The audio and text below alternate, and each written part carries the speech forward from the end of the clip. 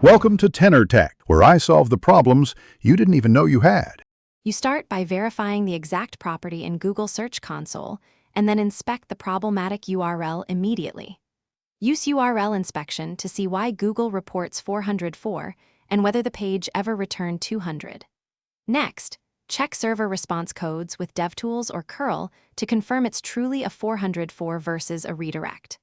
Once done, make sure you know whether this was an accidental delete, a URL change, or a temporary glitch before moving to fix it.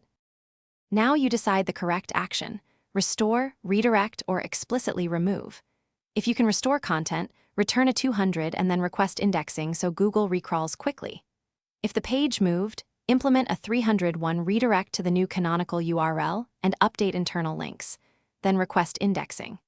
If the page is permanently gone by design, serve a 410 or use the removals tool so Google stops attempting to index it. Make sure to update your sitemap and internal link graph. Finish by validating your changes in Search Console.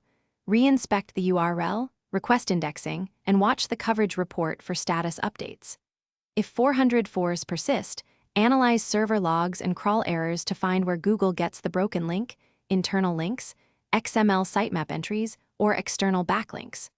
Also clear caches and check CDN rules because stale caching often serves old 404 responses. If nothing changes after 48-72 hours, revisit redirect.